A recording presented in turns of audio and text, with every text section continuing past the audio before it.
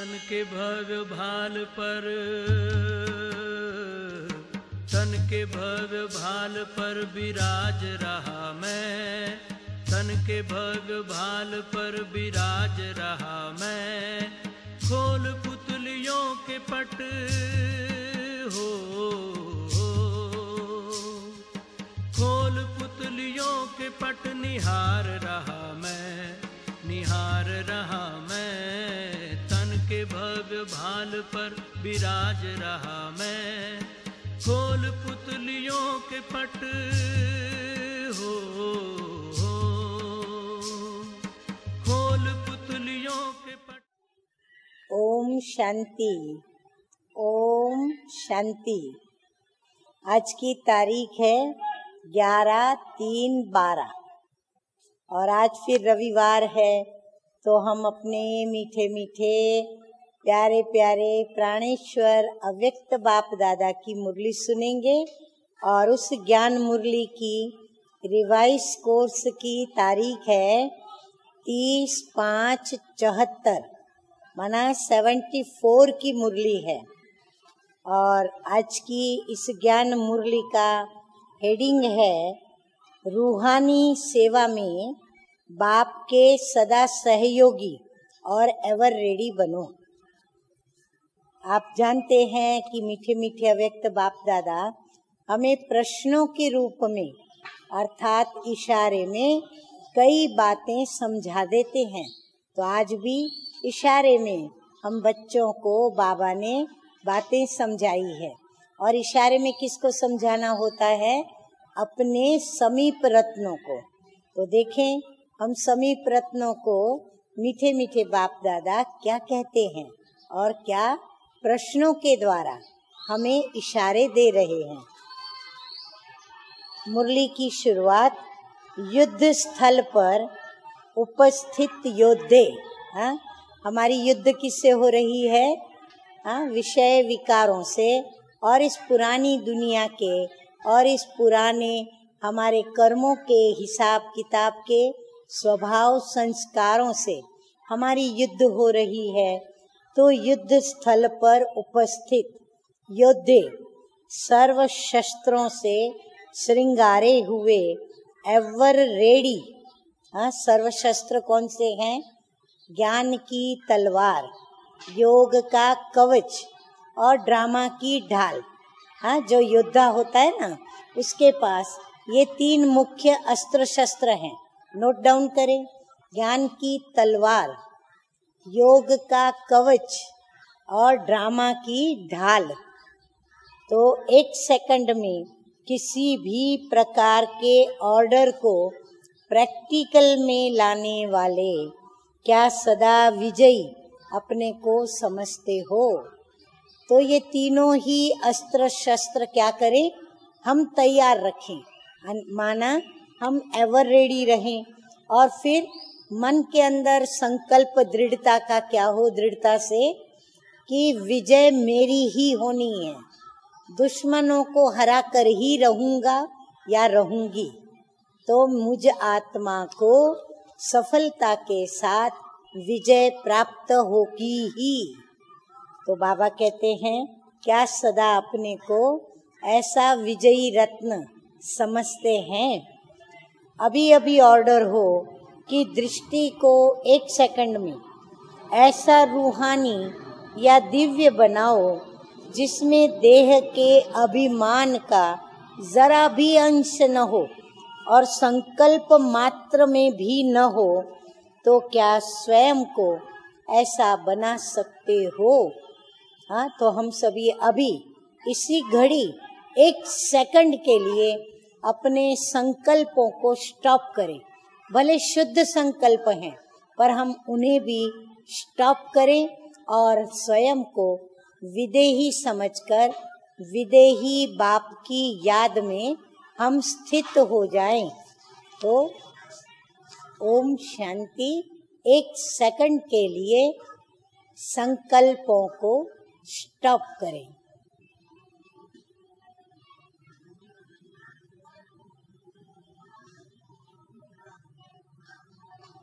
Om Shanti.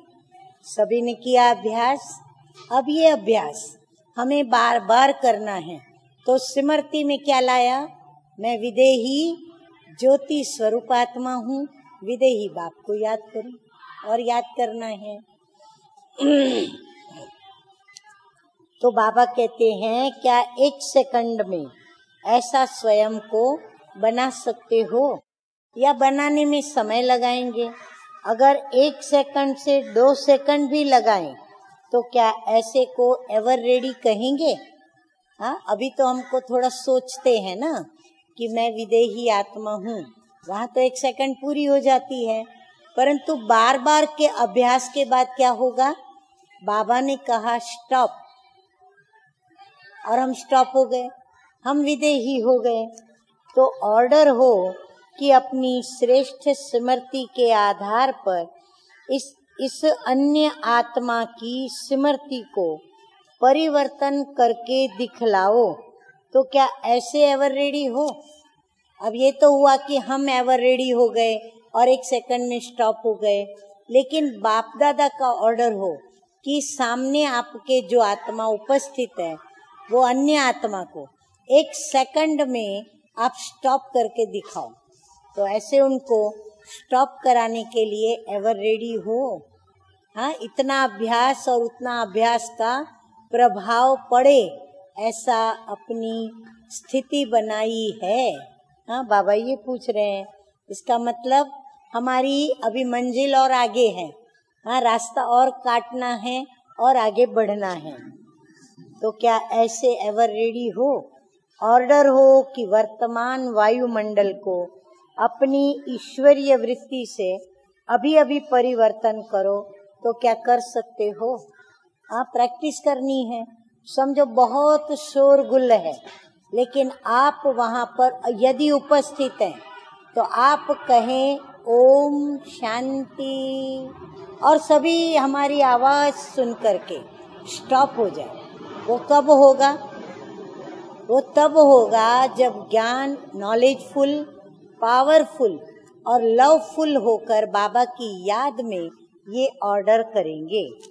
Order हो कि अपनी वर्तमान सर्वशक्तिमान स्थिति से अन्य आत्मा की परिस्थिति वश स्थिति को परिवर्तन करो। तो क्या आप कर सकते हो?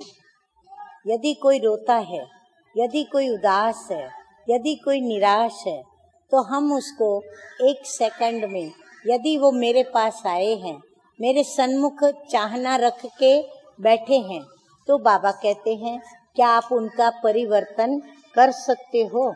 ऑर्डर हो कि मास्टर रचयिता बनकर अपनी रचना को शुभ भावना से व शुभ चिंतक बनकर भिखारियों को उनकी मांग के प्रमाण संतुष्ट करो तथा महादानी और वरदानी बनो। तो क्या आप सर्व को संतुष्ट कर सकते हो? या कोई संतुष्ट होंगे और कोई वंचित रह जाएंगे? या फिर हम कोई कोई को संतुष्ट करेंगे, बाकी कोई कोई वंचित भी रह जाएंगे, सर्व को संतुष्ट नहीं करेंगे? तो वर्तमान तो हम बच्चों की स्थिति कैसी है? कोई कोई को करते हैं, बाकी वंचित रह जाते हैं। तो अभी हम अभ्यास को बढ़ाएं और सर्व को संतुष्ट करने का यत्न करें। सर्व शक्तियों के भंडारे से क्या स्वयं को भरपूर अनुभव करते हो? यदि नहीं करते हैं तो हम मेहनत करें। क्या सर्व शस्त्र आपके सदा साथ रहते हैं?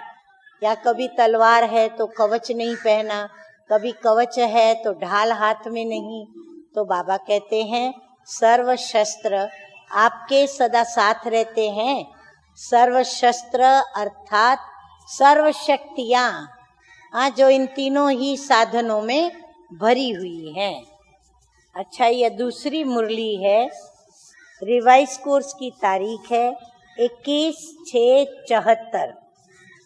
हेडिंग है इस मुरली का महान पद की बुकिंग के लिए महीन रूप से चेकिंग आवश्यक। हाँ, कहाँ कहाँ कोई बहुत सीट्स होती हैं तो वहाँ हम क्या करते हैं, अपनी सीट के लिए अपनी पोजीशन पद के लिए हम बुकिंग कराते हैं, तो बाबा कहते हैं उसके लिए क्या करना पड़े, महीन रूप से अपनी चेकिंग करनी पड़े। आज सभी तकदीरवान विशेष आत्माओं की बाप दादा विशेषता देख रहे हैं। कोई कोई अपनी विशेषता को भी यथार्थ रीति से नहीं जानते, खुद भी खुद की विशेषता को यथार्थ रीति से नहीं जानते हैं। बाबा तो जानते हैं ना, कोई कोई जानते हैं लेकिन वे अपनी विशेषता को कार्य में नहीं लगा सकते। और कोई कोई क्या करते हैं, जानते हुए भी उस विशेषता में सदा स्थित नहीं रह सकते। वे कभी विशेष आत्मा बन जाते हैं या फिर कभी साधारण आत्मा बन जाते हैं। कोटों में को अर्थात पूरे ब्राह्मण परिवार में से बहुत थोड़ी आत्माएं अपनी विशेषता को जानती भी हैं, विशेषता में रहती भी हैं और उन विशेषताओं को कर्म में लाती भी हैं, अर्थात कर्म में आती भी हैं, अर्थात अपनी विशेषता से ईश्वरीय कार्य में सदा सहयोगी बनती हैं। ऐसी सहयोगी आत्माएं बाप दादा की अति स्नेही हैं। तो बाप दादा का स्नेही कौन, उसकी बाप दादा ने विशेषताएं बताई, उनके लक्षण सुनाए। तो ऐसी आत्माएं कौन सी, जो बाप दादा की अति स्नेही हैं और स्वयं में विशेषताओं वाली हैं, जो अपनी विशेषताओं को जानती हैं, पहचानती हैं, कर्म में लाती हैं, सेवा करती हैं। ऐसी आत्माएं सदा सरल योगी व सहज योगी व स्वतः योगी होती हैं।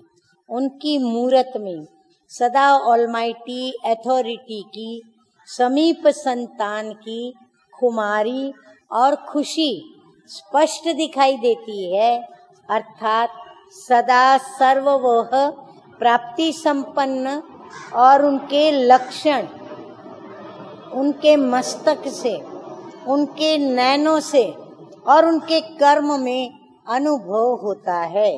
उनकी बुद्धि सदा बाप समान बनने की एक ही स्मृति रहती है, उसी ही एक स्मृति में रहते हैं।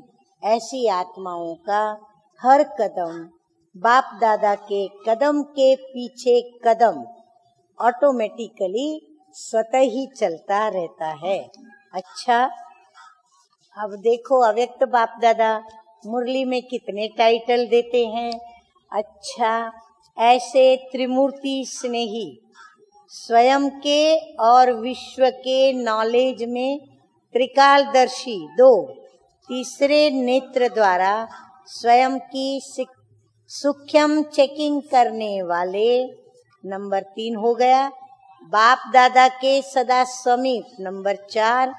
नंबर 5 स्नेही, नंबर 6 सदा सहयोगी रहने वाले, नंबर 7 लॉ एंड ऑर्डर में सदा चलने वाले, नंबर 8 ऐसी विशेष आत्माओं को बाप दादा का याद प्यार, गुड मॉर्निंग और नमस्ते।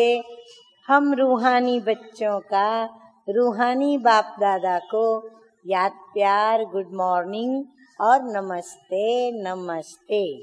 वरदान आज का, लाइट स्वरूप की स्मृति के द्वारा व्यर्थ के बोझ से हल्का रहने वाले तीव्र पुरुषार्थी भव। जो अपने निजी लाइट स्वरूप की स्मृति में रहते हैं, उनमें व्यर्थ को समर्थ करने की शक्ति होती है। वे व्यर्थ समय, व्यर्थ संग, व्यर्थ वातावरण को सहज परिवर्तन कर डबल लाइट रहते हैं। साथ साथ ब्राह्मण परिवार के संबंध में, सेवा के संबंध में भी हल्के रहते हैं। उनका रिश्ता किसी भी पुराने संस्कार व स्वभाव से नहीं रहता। किसी देहधारी व्यक्ति या वस्तु की तरफ उनकी आकर्षण भी नहीं हो सकती। ऐसे तीव्र पुरुषार्थी बच्चे सहज ही फरिश्तेपन की स्थिति को प्राप्त कर लेते हैं। तो तीव्र पुरुषार्थी फरिश्ते के लक्षण और निशानी कितनी सारी बाबा ने बातें बताई। स्लोगन है आज का, ऐसे बच्चे क्या होंगे? बेफिक्र बादशाह। तो बाबा स्लोगन देते हैं, बेफिक्र बादशाह बनना है तो तन मन और धन सब कुछ प्रभु को क्या करो? समर्पित कर दो। ओम शांति, ओम शांति।